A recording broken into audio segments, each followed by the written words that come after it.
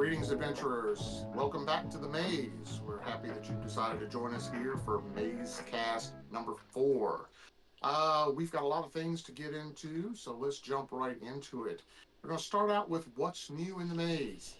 Some of you are probably already aware that we have a long form podcast out called Lost in the Maze, something that was propositioned to me by the Apprentice. We had been trying to keep our MazeCast episodes to kind of a short form, about 30 minutes or less, because we feel that's kind of the sweet spot. But we decided, you know what, we've got so much to talk about, so many different topics to cover. And when we talk, when my son and I get together and we have dinner or we have drinks or whatever, we can sit for 2 or 3 hours and just chat and never run out of things to talk about. So we wanted to kind of share that with you, invite you guys to kind of join into the conversation, pick some topics that you like that we speak about, and jump right in with us. Share your comments down below. Hit us up on Instagram or over on Facebook. Those links will be in the description. Right now, we've got a community shout out. Stephen, you had something you wanted to talk about tonight. Yeah, just poking around on Kickstarter like I've started to do now. I came across a really cool Kickstarter by a guy named Eric. I don't want to say it wrong, but I think it's Blenny or Blaney. Um, Eric, we apologize if we said it wrong. yeah, sorry, man. But I just stumbled across this in the TTRPG section. It is a module for 5e called the Fallen Cleric. Honestly, what drew me to it was the artwork. Um, Yeah. it is just it's a really cool thumbnail, and I was like, oh, let me just check this out. And you know how Kickstarter is. You find a little Oh, project and it looks really cool, then you start reading into it, it's kind of shallow. This was the opposite. I was drawn in by the art. I click on it, and the information and the flavor and just the aesthetic of the whole module that he's built is so cool. He's got videos in here, like little like yeah. clips of creatures you'll run into.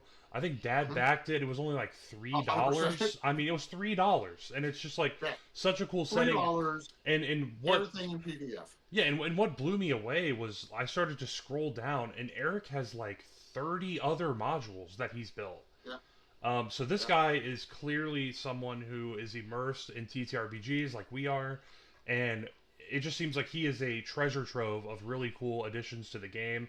So this is an easy shout out for us. We'll put links and everything in the description. Uh, Mhm. Knowing me, I'll have some artwork around here somewhere in the video. Yeah. But it Floating was, around. yeah, it was just it seems like such a cool thing. We're gonna keep our eyes on this guy for sure. He seems like Yeah. he knows what he's doing. So shout out to the Fallen Cleric 5e on Kickstarter. Eric, keep it up, man. This stuff's pretty awesome.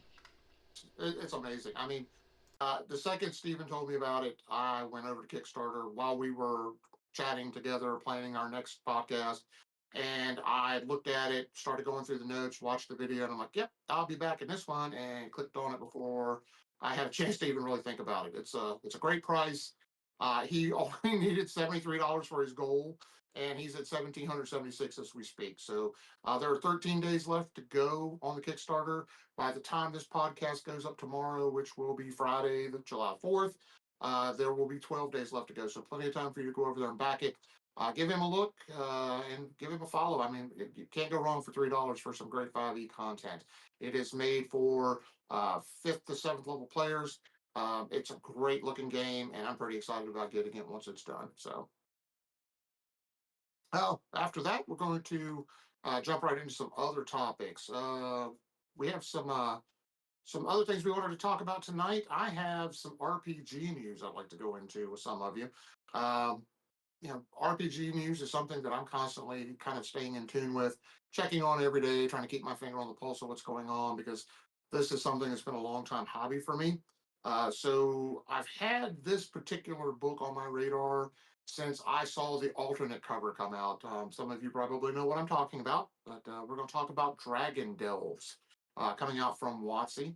It is a pretty decent looking book where they're going to basically take some mini adventures where a party of adventurers will go in and they'll fight different types of dragons, different colors of the chromatic evil dragons.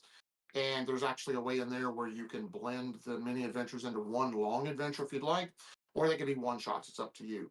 Um, I got excited when I saw the alternate cover, which we will have a picture floating around here for you guys to take a look at. I love the fact that it looks like an old 70s blacklight poster. I'm tempted to pick up the book just for the cover. But after reading it, listening to a few reviews online for some of the other DMs online, like Game Masters, shout out for you, Game Masters. I'm pretty excited about it. So I'm a big proponent of dragons. The name's right. It's right there in the name, right? Dungeons and Dragons. So for me, coming up in first edition, second edition, playing where dragons were potent, they had the ability to use spells.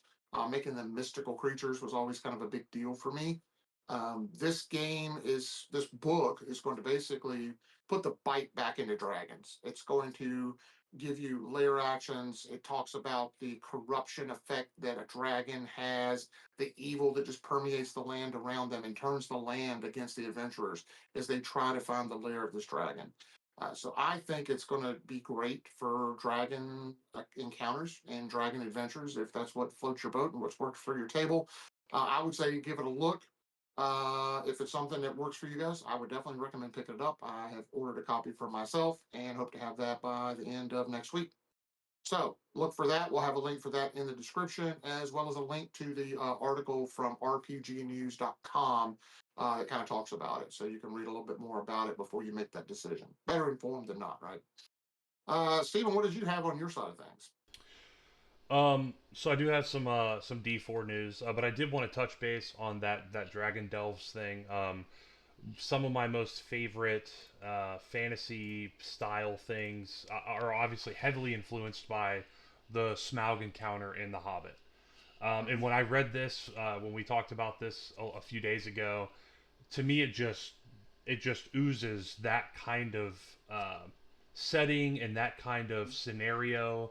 And to me, that's like the most interesting because I like dragons that are cunning and they're smart Right, and they're not just monsters. I like when right, they're like a larger than life, almost like a wizard that can also fly. And right, it's like right. so this seems like it's supporting that narrative a lot, which is really cool. So I'm interested to see more of that. But back to what I was talking about. As usual, it's Diablo 4. The Sorry if you hear fireworks; they're already shooting fireworks outside. Um, Nice. the Season 9 just came out last night, or 2 nights ago now. I've been working, but it's awesome. It's just as cool as I was hoping for. Werebear Pulverize is in full effect, and I'm having a really good time. But kind of a Okay. surprise for me is I'm always all in on Druid and was super excited for that new mace, and it is good. But I also started a Necromancer in my article that I dropped today, which we can link to. Mhm. Um, I started to play Necro because some buddies of mine were playing it, and I said, "Oh well, if we're all playing together, we can share gear and kind of make things Right. easier for ourselves." So we're all running Necromancer. So there's three of us and like 45 skeleton warriors running around with us, just like mobbing everything down. And for me, it's like such a different style of gameplay that I'm just not used to. So it's maybe it's just me, but it just feels like a really fresh way to play. I'm sure knowing myself, I'll have a bunch of little follow-ups and videos and clips here and there on the Apprentice Right. corner on the site. But I'm having a lot of fun with D4. The game is just again, it's not perfect. There's a lot of things it could do better, but just a little. Every couple months, there are little meta shifts that make the game feel different and make you want to try a different build. It almost to me feels like how Dad feels about D&D, where a lot of the fun in it is not really doing the mainstream thing and trying to put your own twist on it and trying to find something new and something to make your own. So I'm having a lot of Right. fun. Be on the lookout for that. We will keep the posts coming and yeah, season 9. It's been pretty fun. Check out our website too. We'll have a link for the website in the description, themastersmaze.com. Stephen has done some great write ups over in the Apprentices Corner for Diablo 4, and you might find those interesting. Goes into a lot of depth and detail, and he's got some links in there for you guys to check out. So give it a look.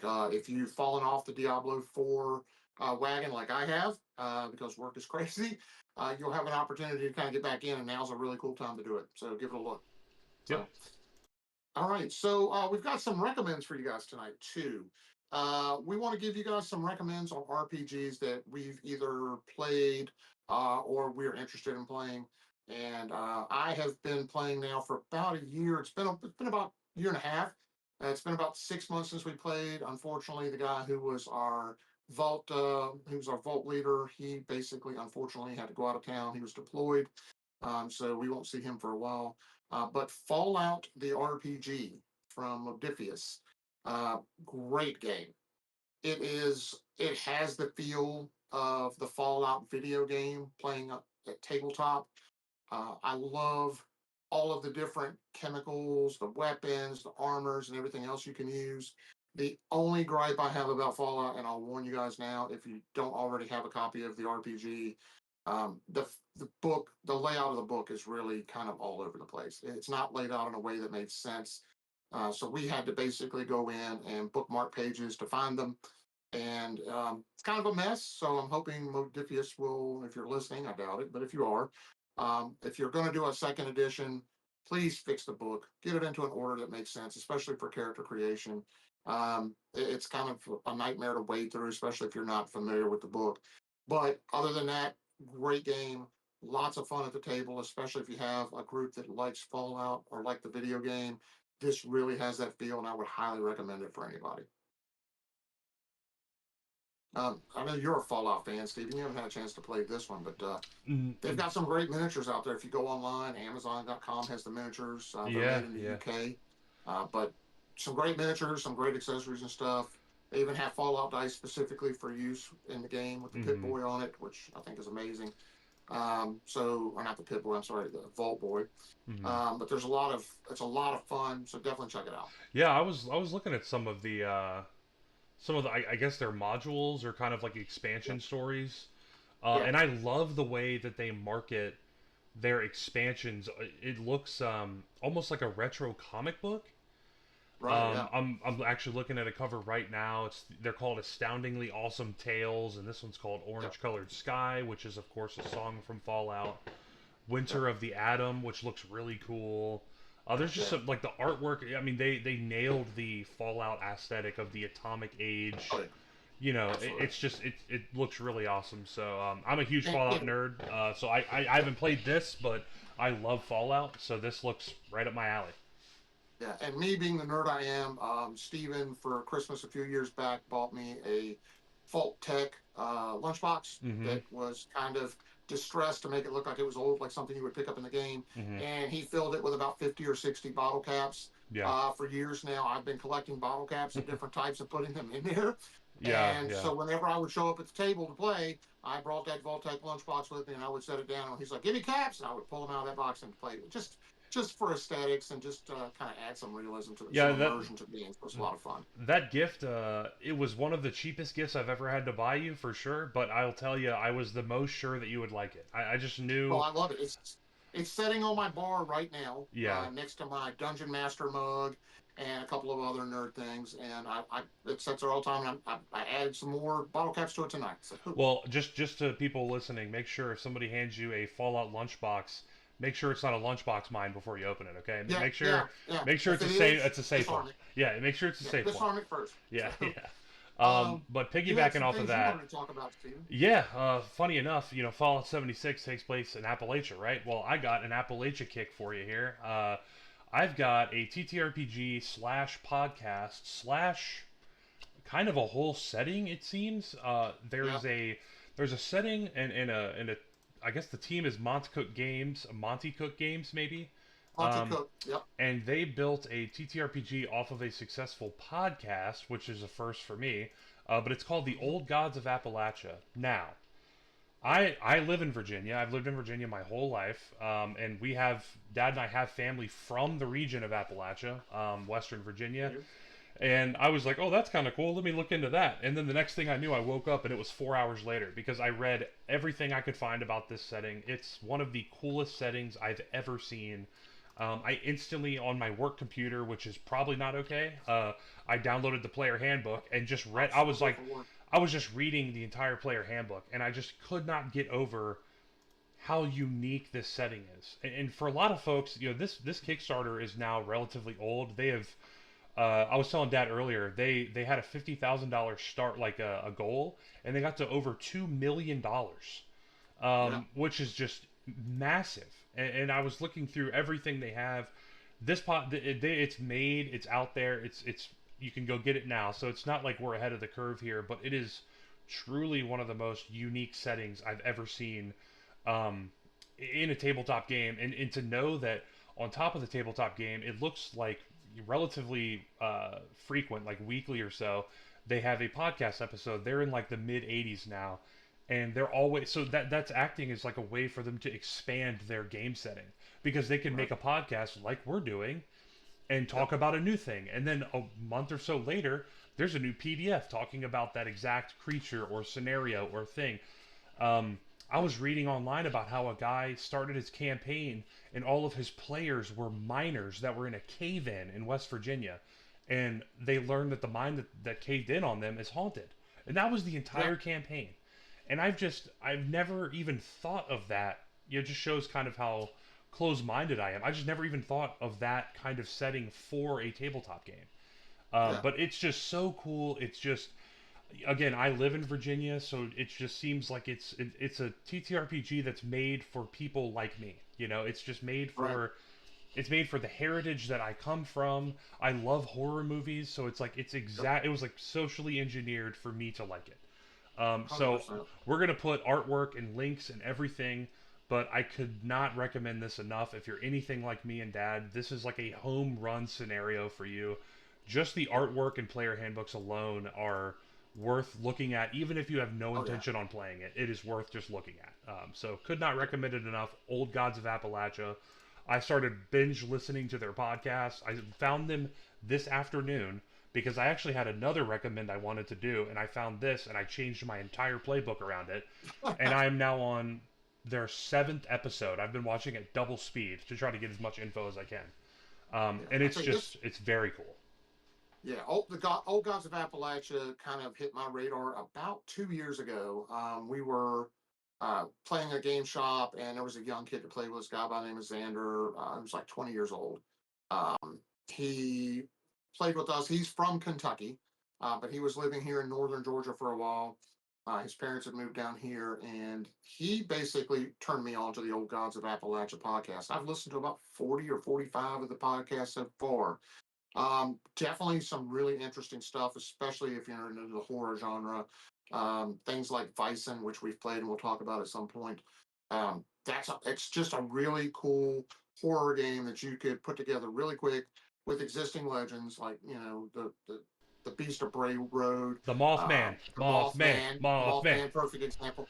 Bigfoot. I live in northern Georgia, north of Atlanta, and there is the cryptoid thing around here is nuts with Bigfoot. I mean, there are people with Bigfoot cutouts in their yard. It's crazy. But that kind of thing appeals, and I totally get it. And this is definitely filling that niche. So go check them out. We will have the links in the description for their Kickstarter and for their books and for the podcast. So be sure to check those out. Quick note: they Um, released a new yeah. podcast today. They actually Oh, released it awesome. today, so yeah, they're on it. Excellent. Excellent. Good stuff. Um, I know we wanted to talk about movies, and Stephen, you had one that you were pretty passionate about. Yeah, again, horror stuff is right up my alley. I've been a Robert Eggers fan for a while, ever since Mhm. he released The Witch, Right. which is not a horror movie I would recommend to everyone. It's a slow burn. Hmm. It's actually where Anya Taylor-Joy, at least for me, got popular. She's obviously a huge Hmm. actress now, but she was relatively unknown, at least to me. In that movie, it was such an just the his movies on the surface aren't like action packed and there's not like all kinds of things happening, but they build this like overwhelming sense of dread and um it's like I mean this is an overused term, but it's like an experience to watch a Robert Eggers movie. Um you almost kind of forget that you're not in the movie. And I know again that's like kind of a cliche, but for real, I've never felt like this with any other director ever. Um, the Witch was incredible. The Northman, if Hmm. you've never seen it, is like an incredible movie about It was a obviously great movie, Vikings, but it wasn't. I mean, there was yes, there's fighting and stuff in the Northman, but it was about so but much not more as than much that. as you would think. Yeah, Not as much as you would think. it's about so much more than that, and like the whole scene with the Valkyrie piercing through the clouds in that movie was just like the way that he can tell a story is just so awesome. But anyways, the Lighthouse is great if you're into Cthulhu stuff like me, Lovecraftian stuff. Anyways, he released Nosferatu last year, end of last year, Yep. Yep. and I I didn't want to. I wanted to go see it, just never got around to it. It was the holidays. We're running all over the place, and honestly, it just time got away from me, and I didn't see it as quick as I thought I would. So I finally made the time to watch it a few days ago. And I tried to avoid all the memes about it. You know, Lily Rose Depp doing like her crazy convulsion thing. I was like, I don't want to know. I want to watch it. It was. Let me think. Let me really think about it. It was the best vampire movie I've maybe ever seen. Right. So I love Bela Lugosi's Dracula. I even love like the original Nosferatu. Um, Yep. you know, Gary Oldman's Dracula was good. Yeah, Amazing. I Yep. love a lot, but like this movie, again, Robert Eggers has a very distinct style in the way that he does movies. Um, this, I will say, this is easily the best vampire movie of the last 10, 15 years. It's not even close. Wow. Like, it's just not close. Um, Okay. you know, I grew up with Underworld, and it was kind of its own thing. You know, it's not really the All right. same. But this movie, I just cannot recommend it enough. And when I heard Bill Skarsgård was going to be Count Orlok, I was like, well, Yeah. you know, like he was it, and he did fine in it, but I don't know. I was wrong. It was amazing. He did such a good job. And I hear Robert Eggers is now going to be directing a werewolf movie called, literally Right. called Werewolf. Yeah. Um, he has done no wrong to me. So if I could recommend any horror movie for anyone to watch, Nosferatu by Robert Eggers 2024, it was a banger. It was so good. Okay.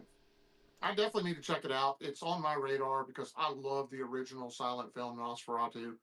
Um, 1922. it was the very first vampire movie I saw as a child, and it gave me nightmares. I thought it was a darker movie than Bela Lugosi's Dracula, but Oh yeah. you know, Bela Bela Lugosi as Dracula was kind of a product of its time. It was more subtle horror. It was more pageantry. You know, it's Hollywood at the time. But I'll tell you, the Gary Oldman and Bram Stoker's Dracula, amazing. Much truer to the book, but Nosferatu definitely on my radar. I want to check that out as soon as it comes to streaming. I'll probably check that out. It's so good, Uh, man. Like it is so good. yeah, good. We'll definitely check it out. So you guys heard it here. Check it out. Highly recommended by Steven. If you don't like it, he'll buy your popcorn. So Yeah, if you don't think I write enough in my, if you have ever read my posts, and you don't think that's enough words, I have a Google Doc of all the horror movies that I recommend, and they're all scaled because I have yes, some kind of mental disorder. But he does. He really does. I have it all. I could go forever about horror movies. A little bit of ADHD there. So we wanted to do something a little different. We want to talk about what's coming out or what's happening for us soon here with the podcast. We just launched our long form, Lost in the Maze. So check that out. We talked about in the long form. We talked about conventions. So we've got conventions coming up here where I'm at in Atlanta area. There are conventions pretty much year round. But summer is definitely the heavy season for us. MomoCon just came through in May. We've got a bunch of other conventions coming up. Anime Con. We've got Dragon Con coming up in the end of August, which I will Mm-hmm. be attending. So the Master of Mazes will have representation at conventions, both here in Georgia and in Virginia, Yep. where we will be promoting the podcast, promoting the channel and the Instagram, and getting the word out there. Trying to get a few more followers in here so we can get some other folks to join you guys who are watching and get some engagement going in those comments. We'd really love to hear from you guys. So we have those conventions coming up and some other events that will be coming up as the fall moves in. So be on the lookout for those things. Um, Stephen, what have you got going on besides? I know you had a couple conventions you're looking at. Yeah. I was gonna say, we've got starting in September. We got the Tidewater Horror Con in September. The Nightmare Weekend in October, and then early next year, obviously the big Galaxy Con, which is probably the biggest like nerddom Comic Con around here. I wish there was an anime convention here, and interesting. I've never have really been an anime guy Right. until a few years ago. I got reintroduced to anime from a buddy of mine, a mutual friend of ours actually, Morgan, who none of y'all will Mm-hmm. know, but um, Luckily for you. he yeah he said you need to give some of these animes a try. I'm gonna give you a list because I was always like anime dude, like I liked it when I was a kid. I feel like all those animes were the only good ones and now they're gone. um Well, I was wrong. I watched. Obviously, everyone's going to say Attack on Titan. And Attack on Titan is very Attack on good. Titan's I'm not. great. I'm not throwing shade at Attack on Titan. However, there are so many other ones out there that, in my opinion, are as good, at least as good. Yep. Vinland Saga. If you haven't seen Vinland Vinland Saga, Saga is amazing. if you, I mean, it is. It's incredible how good it is. Berserk is an easy one. That's a good one. Yep. Tokyo Ghoul, Goblin Slayer. These are like, I forget that they're anime. They're so good. So I wish there Yep. was maybe there's a small one that I don't know of or not really in my range. But I would love if there was one up here, like you said, Anime Con down there is probably a big one. I wish there was one near me because I've got comic stuff and horror stuff, no problem. But I've never been able to go to an Anime Con except you and I did one at the convention center years Yep. ago. Long. And I ago, don't remember. I don't remember who it it's was. probably almost 20 years ago. But yeah, Yeah, we went to one I don't. in Richmond. I don't remember who it was or who put it on. It's definitely not here anymore. I've looked. I can't find No, it.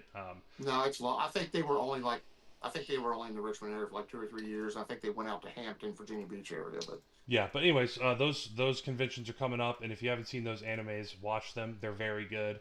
But we also wanted to dive into a little bit of a fun kind of outro, something to sink your teeth into and think about until the next episode. So I'll go first. Um, okay, and I think I hid this question from you in our shared notes because I colored the font black so you couldn't see it. I hope you didn't see it. okay, Um, my question is, since you know more about TTRPGs than I do, right. my question is there a setting that you like that doesn't have a TTRPG adaptation? And if there is one, or if there's multiple, what is the one that you wish could if you could fund one fully and make it real, what would you do? This is a hard one because I was thinking It's about a it, hard one. and almost everything I can think of has a TTRPG adaptation of it. Pretty much. I mean, I I would thought dig of one. I into. thought of one earlier. Okay, what's the one you thought of? And let me just verify I'm not going to look like an utter idiot, but I looked it up earlier and I couldn't find one. Right. Okay, no. Stargate. Stargate had a TTRPG at one There point, so I and found all kinds of stuff about role-playing games. right, And then I found a Reddit post from 2 years ago where they said that there was a D&D module that somebody adapted to be a Stargate module right, using 3rd yep, edition D&D. yep. But I like an Yeah, official Stargate TTRPG, like fully supported, you know, would be awesome. I, I want to say, and I'm probably not 100% accurate. If I'm not, please, followers, subscribers, let me know in the comments. Um, but I'm pretty sure there was one that failed. I want to say probably right around the time that SG1, the series, was on television, like near the end of its run, like season 7, season 8. And I want to say that it was by a smaller studio that did it, and it was not very well received. I want to say that the rules were clunky, so it didn't do well, and I think it died out pretty quickly. There's been talk several times by fans of the show and stuff about doing it. I'm sure there's probably people that have homebrewed things. Um, I'm a big fan of Stargate, but that would not be the one I would choose. I mean, that's a great one, and had I thought of it, I probably would have said that. That But company that makes that Fallout one, it looks like they what is it? Modiphius, Yeah, they have one. It looks old. I'm assuming it's an older edition. probably. But on their website they do have one. But anyway, Okay. I couldn't I've find never seen a anything. book. Yeah, yeah. I've never seen a single book for it. So, um, not that there's a lot of game stores around here anymore. Most of them are gone, but I will look into that. There's bound to be one out there somewhere. Anyway, I not yeah. love That Stargate I Universe. didn't mean to hijack Um, your question, but can you think no, of no, one not at that? all. I'll tell you one that immediately comes to mind. There used to be a role playing game out for it years and years ago, back in like the late '80s, maybe early '90s. So to Robotech. revive one. Yeah, I was gonna say to Yeah, revive one. Robotech. Yeah. I loved the Robotech series, Hmm. and it was kind of based off the Rift system, where they had like mega damage and stuff like that. Hmm. So you would have weapons that could do like regular damage to people, and then mega damage, which they could do damage to mechs and stuff like mecha. Hmm. Um, that was a fun game. We played it for a little while. I think in the early '90s, we had a guy that was a huge Robotech nut that knew the lore forward and backwards, and he ran a game, and it was a lot of fun. Um, and then he moved away, so we didn't get to play it anymore. I would like to see that one redone. And then one that is probably a blast for the past from some of you. Most of you probably have never heard of it. There was an old show that used to be on British TV. It was big in America in the early 80s on late night TV. It was like a filler show. Was Space 1999, That sounds where familiar.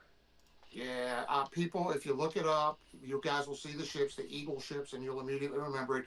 Moonbase Alpha, where basically Earth had set up a base on the moon, and then something happened where the moon was thrown out of orbit and shot off into space, and this base was lost, and these people were basically trying to find their way home. Great show. I think it would make a great video game, or not a video game, I'm sorry, a TTRPG. Mm-hmm. But I don't know that it would find enough audience to play it. Mm-hmm. It's a show from like the late 70s into the very early 80s. I think it was only on the air for maybe 2 or 3 years. But it was a fun show. For the low budget show that it was a great show. And I think it has the potential to do well at the right table. I just don't think it would never be huge. Mm-hmm. Um, and then one shout out from the past, I would love to see come back, Star Frontiers. That Hasbro, WotC, you guys are missing a gold mine. And if WotC didn't pick it up, I don't know who owns the rights to it now, because it used to be a TSR game. Star Frontiers was an amazing game. It was a lot of fun. It had the role playing game aspect. It had ship combat, like small ships like fighters or cargo ships, and then all the way up to capital ships like battleships and things like that. And it was a great game. Absolutely loved it. Unfortunately, my copy was lost in the fire. I'd love to get it back at some point, but that's definitely a game that needs a recurrence or be brought back in some way, shape, or form. That sounds really cool. I'm looking at the Wikipedia page for it right now. Yeah, Larry Elmore did the art for the covers. Yeah, the cover's Amazing the stuff. cover of the. I guess this is the one of the player's handbooks is freaking rad. Yeah, it was great stuff. I love that game. So, all right, your turn, Stephen. I got a question for you. Hit me. Um, Everybody knows that you're a big monster fan. Mm-hmm. If there's any movie that current or old doesn't matter Mm-hmm. that you could have remade or done if it hasn't been done. So Universal monster, any monster, Mm-hmm. Cthulhu, anything like that, anything Mm-hmm. horror related. Mm-hmm. What movie would you like to have made, and who would you like to see be behind the chair, either directing or writing the script Interesting. for it? I will say, and this is solely for the Universal Monsters purists out there. Okay. I want to see the Metaluna mutant. That's the big blue alien with the crazy head. Yeah, One of the big lesser head, known yeah. ones. And I The think hooked hands, yeah, the yeah, crab hands, yeah. I think you get that which on the surface he looks goofy and he doesn't fit in this Right, day and age. But I think right. you take that character, you make him like Mm-hmm. scary and menacing, which kind of goes against his look, and make Jordan Peele direct it. Right. Ooh, So like Get Out, very good Nope. choice. I think that would be like because again, obviously, and don't change the alien. I want the alien to look goofy. But if anyone Right. could make that character scary and like take you by surprise, I think Jordan Peele, that would be a very cool movie. So that's my pick. 100%. I mean, I know Jordan Peele from back in the day when he was a comedian, Yeah, he was the Key and hilarious. Peele He was days. hilarious. He was hilarious. Hmm. And then when he did his first horror movie, Get Out. I'm like, yeah, get out. Jordan Peele, really? And then I watched it, I'm like, It was holy great. crap. This is like, yeah, it was I amazing. So, What was that? What yeah, was I the think he movie would do a called? great job with a horror film. Yeah. What was the movie called that That's, he did where they had like all of the clones of people were like living underground? What was that called? That was oh, crap. so sick. Hang on, let me see. Let me find Did Us. you find it? Because I do Us. not remember. It was called Us. If you Us. Okay. That movie, I remember seeing like the trailer of it, not really understanding what was going. That movie was so dope. Like that, his way of like taking a premise that kind of sounds hokey at first, and then like Yep. making it just utterly terrifying is so cool. So yeah, my like wild curveball is Metaluna Mutant Jordan Peele. I think it'd be cool. Excellent. Good. That's a great one. I love it. So, that's going to be all for us for tonight. That is going to bring us to the end for the MazeCast number 4. I would like to thank each and every one of you who tune in to watch. I hope you have watched to the end. Please smash that like button. Give us a like. If you're not already a subscriber, please consider subscribing if you enjoy the content. You'd like to see more content like this. Feel free to leave us comments if there's something you feel like we're missing out on, like that we could bring to the table that would bring some more people in to listen. Share us with your friends. Share us with your family. Post links for us on Instagram or Facebook. We would love to get our name out there and get more people over here to view and grow this community.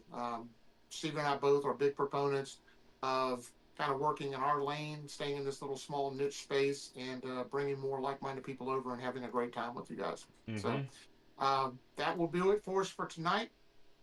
We would like to thank you for joining us, adventurers. While you're in the maze, keep your torches lit, keep your steel sharp, and watch out for the shadows in the dark corners as you make your way into rooms and around twists and bends Watch in them the corners. maze. Watch them corners. Good night, everybody. Later, guys.